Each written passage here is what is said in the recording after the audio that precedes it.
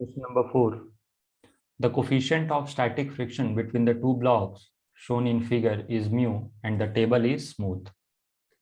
देखो ये जो दो ब्लॉक्स है ना बच्चों, इस सरफेस पे, इस कॉन्टैक्ट सरफेस पे कोफिशिएंट ऑफ फ्रिक्शन क्या है? म्यू के equal, correct.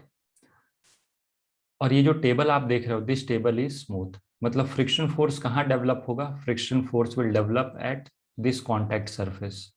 Okay, what maximum horizontal force F can be applied to the block of mass capital M so that blocks move together?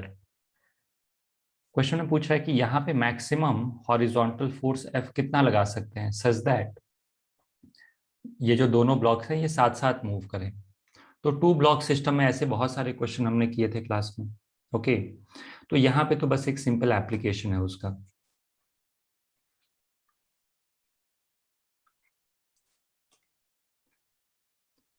देखो सबसे पहले जब हम लोग क्वेश्चन को स्टार्ट करेंगे तो क्या अज्यूम करेंगे? हम लोग अज्यूम करेंगे कि there is no slipping. Okay, blocks एक दूसरे के ऊपर स्लिप नहीं कर रहे हैं।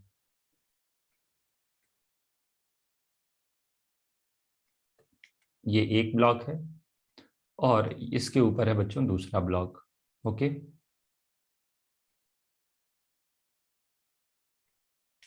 This is second block.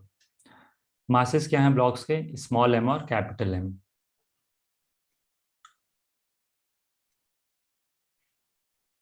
देखो एफ बहुत ज्यादा होगा तो क्या होगा?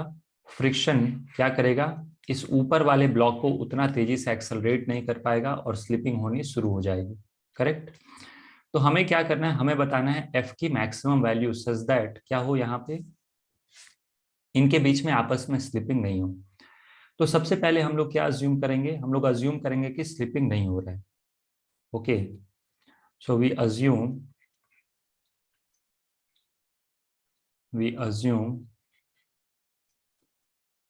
That there is no slipping between the blocks. ये जो ब्लॉक है ना, ये क्या कर रहे हैं? स्लिप नहीं कर रहे हैं, they move together. So we assume that there is no relative motion between blocks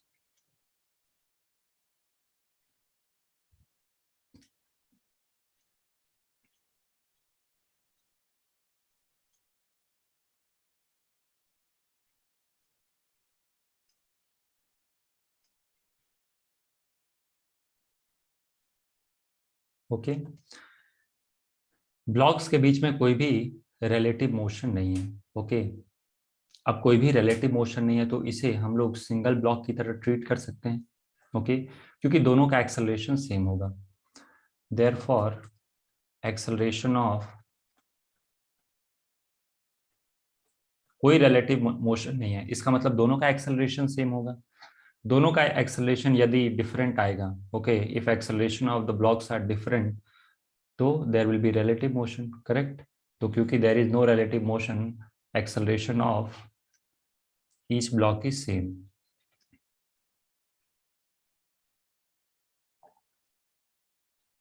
correct, दोनों ब्लॉक का एक्सेलरेशन क्या होगा? सेम होगा। अब एक शॉर्टकट तरीका तो यह है कि आप क्या करो, दोनों ब्लॉक्स को एज अ सिस्टम लेके एक ही बार में नेट एक्सेलरेशन बता दो। ओके, कि acceleration of the two blocks as a system will be F upon m plus M. दूसरा तरीका यह है कि आप प्रॉपर तरीके से फ्री बॉडी डायग्राम ड्रॉ करो। देखो सबसे पहले हम लोग क्या करेंगे, सबसे पहले लिख लो ताकि कंफ्यूजन ना हो, सबसे पहले लिख लो constraint relation. Okay, as per constraint relation दोनों को साथ साथ मूव करना है। इसका भी एक्सेलरेशन ए आगे होगा और इसका एक्सेलरेशन भी आगे हो ए होगा, correct. This is acceleration diagram. ये ड्रॉ कर दिया मैंने एक्सेलरेशन डायग्राम। अब क्या करेंगे? अब ड्रॉ करेंगे हम लोग फोर्स डायग्राम।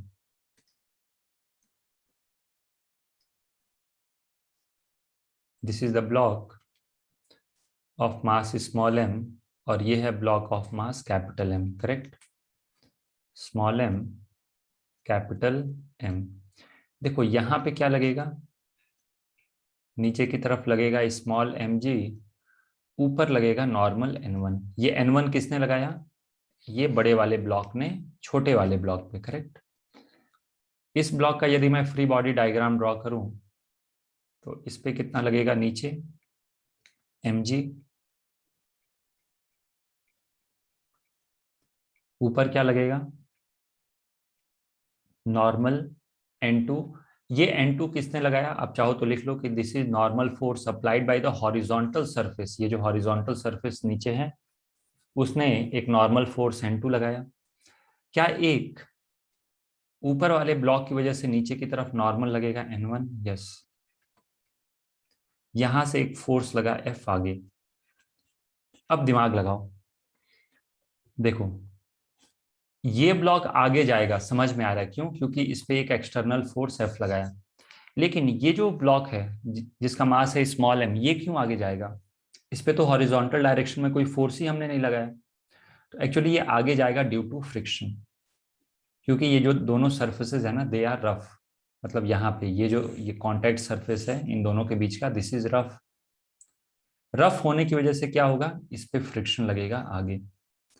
तो सबसे पहले आपको ये समझना है कि ये कैसे मैंने सोचा कि फ्रिक्शन आगे लगेगा। तो देखो लॉजिक क्या है, लॉजिक ये है कि इस पे एक एक्सटर्नल फोर्स लगाया हमने आगे की तरफ F।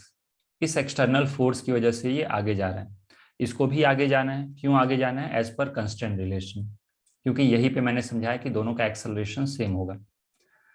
तो इसको आगे कौन सा फोर्स एक्सेलरेट कराएगा, इस ब्लॉक को ऑफ मास स्मॉल m। तो आप बोलोगे कि सर इस पे एक फ्रिक्शन लगना चाहिए आगे की तरफ, इसको मैं लिख देता हूं F1। समझ में आ गया? ओके। यहाँ पे फ्रिक्शन कितना लगेगा, ये फ्रिक्शन किसने लगाया, कैपिटल M ने स्मॉल m पे। तो स्मॉल m भी कैपिटल M पे एक फ्रिक्शन लगाएगा, इस डायरेक्शन में, अपोजिट डायरेक्शन में। ओके, तो दिस इज फ्रिक्शन F1। क्या ये दोनों एक्शन रिएक्शन पेयर हैं? Yes, they are equal and opposite and acting on different bodies. यहाँ पे देखो N1 mg को बैलेंस कर लेगा, यहाँ पे N1 N2 और कैपिटल mg एक दूसरे को बैलेंस कर लेंगे। ओके, नेक्स्ट अब हम लोग क्या करेंगे, F is equal to m में अप्लाई करेंगे। तो छोटे वाले ब्लॉक में नेट फोर्स कितना लग रहा है, F1। This will be equal to mass into acceleration. बड़े वाले ब्लॉक पे देखो, राइट साइड में F लग रहा है, लेफ्ट साइड में F1। तो राइट साइड को यदि मैं पॉजिटिव मान लूं तो F minus F1 will be equal to mass into acceleration. Correct, समझ में आ गया? अच्छा, एक और भी चीज हमें पता है, F1 की मैक्सिमम वैल्यू कितनी है। F1 की maximum value is equal to कितना, म्यू इंटू N1। ओके, मैं यहाँ पे लिख दूं क्या, चलो यहाँ लिख देते हैं, maximum value of F1 is equal to mu into, याद रखिएगा कौन सा नॉर्मल हमें लेना है, normal at the contact surface of two blocks. मुझे यहां वाला नॉर्मल चाहिए, इस सरफेस पे नॉर्मल कितना लग रहा है, इस सरफेस का नॉर्मल नहीं चाहिए, N2 तो इस सरफेस पे लग रहा है, मुझे N1 चाहिए जो कि इस सरफेस पे डेवलप हो रहा है या फिर इस सरफेस पे। बेसिकली ये दोनों सरफेस पे इक्वल एंड अपोजिट है नॉर्मल, तो जिस सरफेस पे हम लोग फ्रिक्शन निकालते हैं उसी का नॉर्मल यूज करते हैं। ओके, तो this is mu into N1। N1 कितना है, N1 क्या mg के इक्वल है? Yes, N1 is equal to mg, क्योंकि एक दूसरे को बैलेंस करके रखे हैं। तो F1 की मैक्सिमम वैल्यू क्या हो गया, म्यू mg। करेक्ट। यहां से सबसे पहले तो आप ये कैलकुलेट कर लो, acceleration F is equal to, दोनों इक्वेशन को ऐड कर दो, ऐड बोथ इक्वेशन 1 प्लस 2, तो फ्रिक्शन हो जाएगा gap m plus M a. यही मैंने आपको कहा था ना। Okay, correct. ए इस तरीके से निकाल सकते हो, वैसे ए की यहाँ पे जरूरत नहीं है, हमें तो ये बताना है कि एफ की मैक्सिमम वैल्यू कितनी हो सकती है। तो देखो, जिस दिन एफ मैक्सिमम होगा उस दिन फ्रिक्शन भी मैक्सिमम लगेगा। मेरी बात समझ में आ रही है? जिस दिन एफ मैक्सिमम होगा उस दिन फ्रिक्शन भी मैक्सिमम होगा। ओके, तो F1 निकाल लो फ्रॉम इक्वेशन 1। फर्स्ट इक्वेशन से मैं क्या लिख सकता हूँ, F1 is equal to mass into acceleration. Acceleration कितना है, यहां से बताओ, what is acceleration? Acceleration is equal to F upon m plus m, तो this is F upon, correct.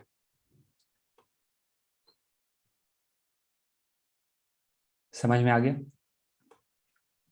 When F is maximum, अगर जो आप फोर्स मैक्सिमम चाहते हो तो उस दिन फ्रिक्शन भी मैक्सिमम लगेगा। आप इस F की मैक्सिमम वैल्यू लगा रहे हो तो क्या फ्रिक्शन भी मैक्सिमम होना चाहिए? Yes. So for F to be maximum, या फिर आप ऐसे भी लिख सकते हो व्हेन F इज मैक्सिमम, मतलब मैक्सिमम वैल्यू निकालना चाहते हो। दिस इंप्लाइज उस टाइम क्या F1 भी मैक्सिमम होगा? Yes. F1 is equal to F max. आप पूरा इसके लिए अच्छे से लिख लो कि for F to be maximum F1 भी F1 मैक्स के इक्वल होगा। देयरफॉर F1 मैक्स कितना है बताओ? म्यू एम जी।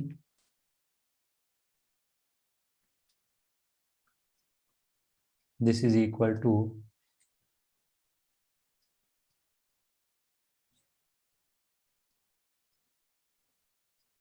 m से m कैंसिल हो गया और यहां से F की मैक्सिमम वैल्यू आ गई, म्यू m प्लस m जी, करेक्ट। ओके, देखो ये तो मैंने पूरा आपको समझाने के लिए किया, लेकिन एक बार आपने ऐसा क्वेश्चन एक बार ही कर लिया, दो बार ही कर लिया, तो उसके बाद हमें से डायरेक्टली ऐसा क्वेश्चन सोचने आना चाहिए, क्योंकि ये क्वेश्चन बहुत ही ज्यादा सिंपल है, जरूरत से ज्यादा। तो देखो इसको कैसे करते हैं हम लोग, सेकेंड मेथड।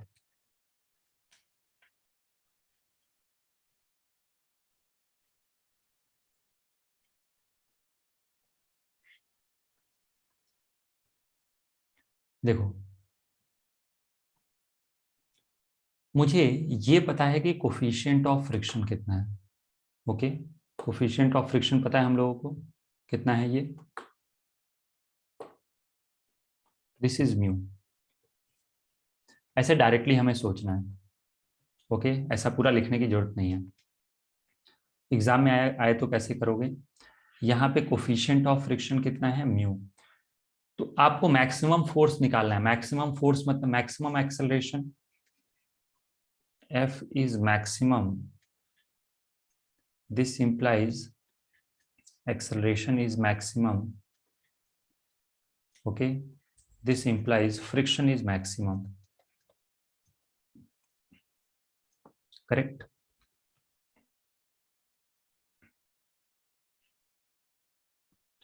थोड़ी सी प्रैक्टिस रहेगी तो आप ये देख के ही बता सकते हो कि इस पे फ्रिक्शन आगे लगना चाहिए। तो इस ब्लॉक पे, ब्लॉक जिसका मास स्मॉल m है, इस पे मैक्सिमम फ्रिक्शन कितना लग सकता है बताओ? इस ब्लॉक पे मैक्सिमम फ्रिक्शन जो है ये लग सकता है mu m g. So what is maximum acceleration of this block? क्या म्यू जी होगा? तो पूरे सिस्टम का मैक्सिमम एक्सेलरेशन क्या हो सकता है? जो इस ब्लॉक का मैक्सिमम एक्सेलरेशन हो सकता है। Okay, so maximum acceleration of system is equal to mu g, correct. पूरे सिस्टम का मैक्सिमम एक्सेलरेशन कितना हो सकता है? Mu g. तो मैक्सिमम फोर्स इस सिस्टम पे हम लोग कितना लगा सकते हैं? Maximum value of f will be equal to mu into पूरे सिस्टम का मास।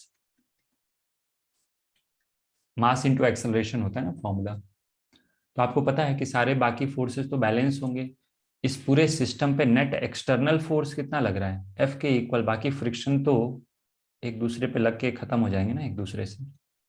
फ्रिक्शन तो इंटरनल हो गया, एक ब्लॉक पे आगे तो दूसरे ब्लॉक पे पीछे। तो इस पूरे सिस्टम पे एम जी नॉर्मल सब बैलेंस्ड है, फ्रिक्शन भी बैलेंस्ड है, नेट एक्सटर्नल फोर्स यही है। This will be equal to maximum acceleration into total mass of the system. Okay, question number 5, block slides down an incline of inclination या angle 30 degree is given with acceleration g/4। Okay, block का acceleration दिया है, question में पूछ रहा है find coefficient of kinetic friction. Okay, find kinetic friction coefficient.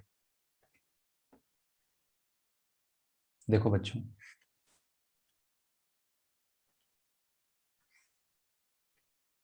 this is inclined plane. Okay,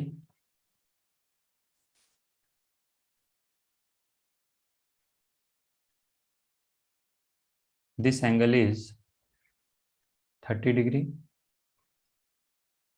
समझ में आ रहा है कि ये एंगल 30 डिग्री होगा। This is a block of mass m, correct. यहां पे लगेगा mg। आप लोग को डायरेक्टली पता भी होना चाहिए कि जो एक्सेलरेशन होता है ना, ये फॉर्मूला याद होना चाहिए। कितना होता है ये? g sine theta minus mu cos theta, ये फॉर्मूला होता है एक्सेलरेशन का, करेक्ट। नहीं याद है तो आपको फिर बेसिक से करना पड़ेगा, लेकिन बेसिक से हमें करना तो है ही प्रैक्टिस के लिए, लेकिन फॉर्मूला याद भी होना जरूरी है। This is normal, this is friction, this is the complete free body diagram. अब क्या करेंगे हम लोग? फोर्सेस को रिजॉल्व करेंगे। ओके,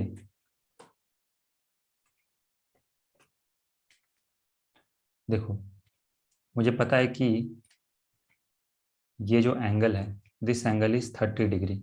ओके, सो इसका एक कंपोनेंट आ जाएगा इस तरफ, कितना है? एम जी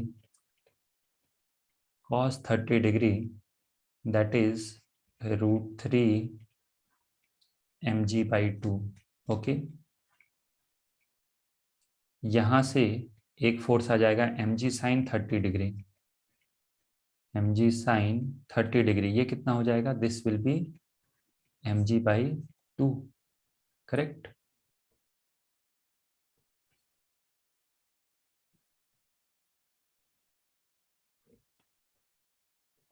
देखो यहाँ पे मैं एक बार सारे कंपोनेंट मार्क करता हूं, तो ये कितना हो गया? This is √3 mg/2 and this is mg/2। Okay,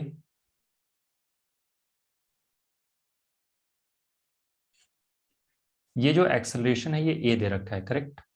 this acceleration is given equal to a। Friction क्योंकि स्लिपिंग हो रही है तो मैक्सिमम लगेगा, मतलब कोफिशिएंट ऑफ, मतलब जो काइनेटिक फ्रिक्शन है वो तो कांस्टेंट ही होता है, नहीं मैक्सिमम पे लगता है। तो this is coefficient of kinetic friction into n, जिसको आप म्यू इंटू एन भी लिख सकते हो। फ्रिक्शन की वैल्यू इतनी ही होगी। नॉर्मल कितना है? Normal is equal to √3 mg/2, so this is mu into √3।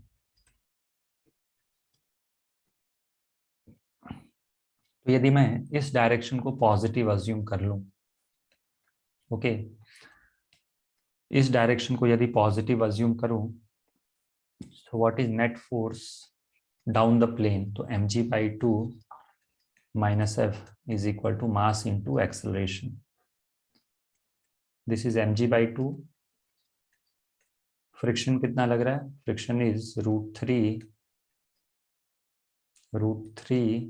Mu m g/2 and what is acceleration? g/4, correct? Yes, acceleration g/4 दिया है। अब इसको सॉल्व कर लो।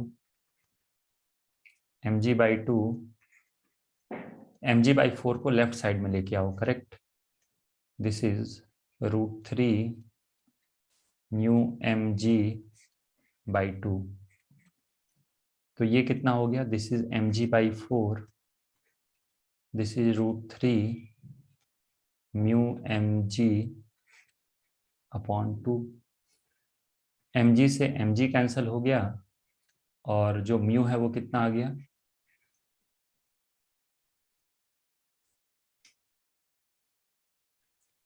1/4 इंटू 2/√3, करेक्ट। समझ में आ रहा है ना मैंने क्या किया? सो this is 1/2√3। So this is coefficient of kinetic friction. Okay,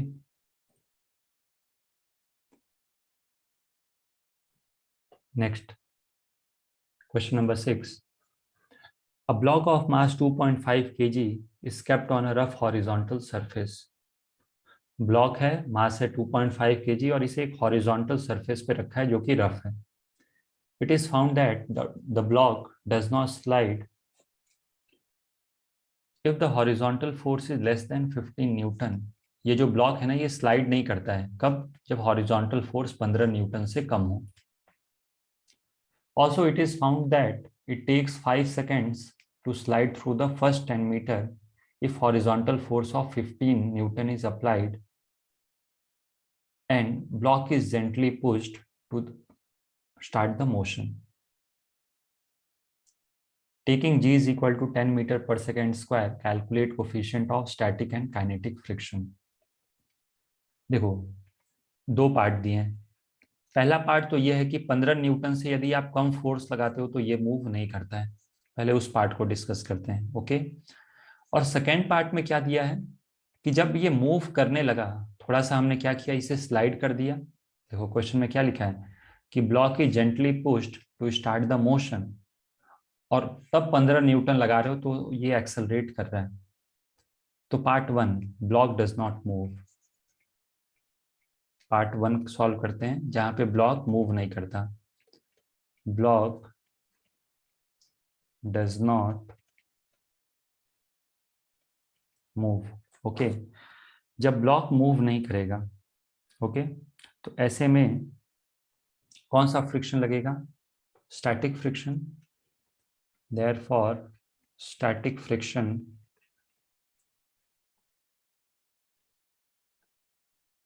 acts on block.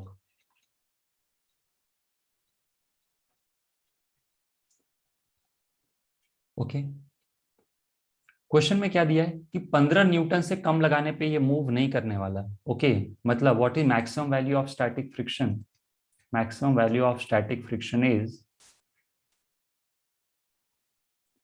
Equal to 15 newton. Correct. क्यों? क्योंकि 15 न्यूटन तक ये ब्लॉक को रोक के रख सकता है, उसके बाद मूव करेगा. देखो क्वेश्चन में क्या लिखा है, it is found that block does not slide if horizontal force is less than 15 Newton. मतलब 15 न्यूटन से कम ये फोर्स होगा तो ये मूव नहीं करेगा. ओके. इसका मतलब मैक्सिमम वैल्यू इज कितना? 15 न्यूटन. मैक्सिमम वैल्यू का फॉर्मूला क्या होता है?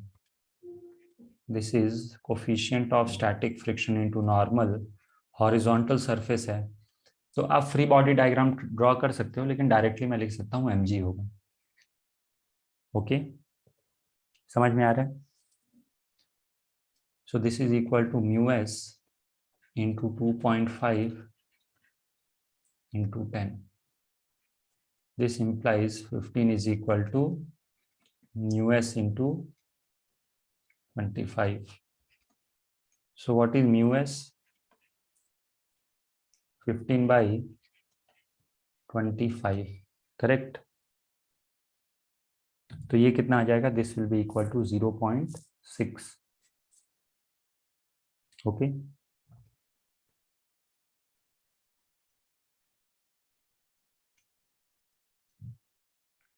समझ में आ गया? पार्ट 2. अब आ जाओ पार्ट 2 पे. पार्ट 2 में ब्लॉक को हमने क्या किया? ब्लॉक इज जेंटली पुश्ड और वो मूव कर रहा है. Block is in motion. Block is in motion. Okay. This implies kinetic friction is acting.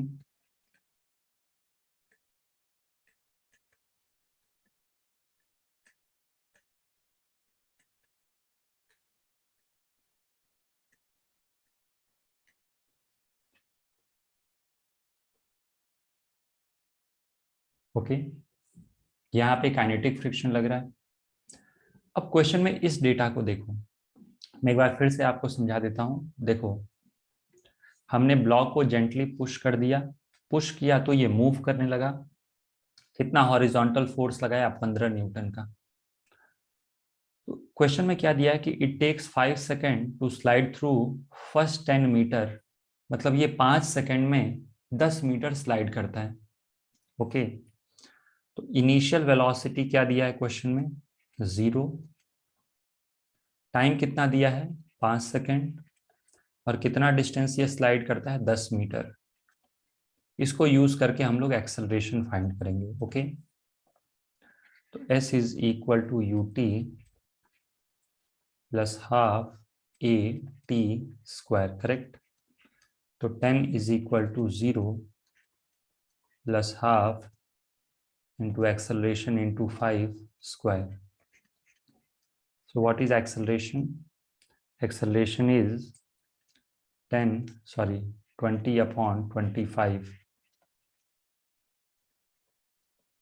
Okay, क्या ये 0.8 आ जाएगा?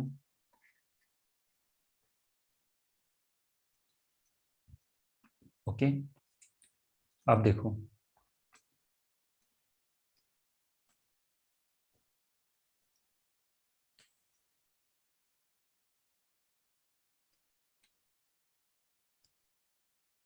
ये ब्लॉक है।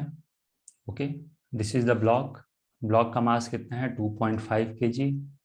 नीचे कितना लग रहा है? mg which is equal to 25 newton. ऊपर क्या लग रहा है? नॉर्मल। यहां से लग रहा है एक फोर्स F, और यहां से लग रहा है फ्रिक्शन, करेक्ट? नॉर्मल ने mg को बैलेंस कर लिया। Okay, normal is equal to 25 newton. Okay, F is equal to कितना? क्वेश्चन में दे रखा है 15 न्यूटन। फ्रिक्शन कितना हो जाएगा? Coefficient of kinetic friction into 25। तो यदि मैं F is equal to m में अप्लाई करूं तो इस ब्लॉक का एक्सेलरेशन है टूवर्ड्स राइट। ओके, इस ब्लॉक का एक्सेलरेशन है आगे की तरफ। कितना? 0.8 मीटर पर सेकेंड स्क्वायर। तो क्या मैं लिख सकता हूँ F minus f is equal to mass into acceleration? Yes, F is 15, this is 25 mu, this is equal to 2.5 into 0.8. Okay, तो ये हो जाएगा 15 minus 25 mu is equal to 2। अब ये सॉल्व तो हो ही जाएगा, बहुत ही सिंपल है। 25 म्यू, तो म्यू इज 13 अपॉन 25। 13 अपॉन 25। तो यहाँ पे ये कैलकुलेट कर लो, 13 4 जा 52 होता है, तो ये 0.52 आ जाएगा। ओके, ये आप 13 को 25 से डिवाइड कर लो। सो कोफिशिएंट ऑफ काइनेटिक फ्रिक्शन कितना हो जाएगा? 0.52 के इक्वल। ओके।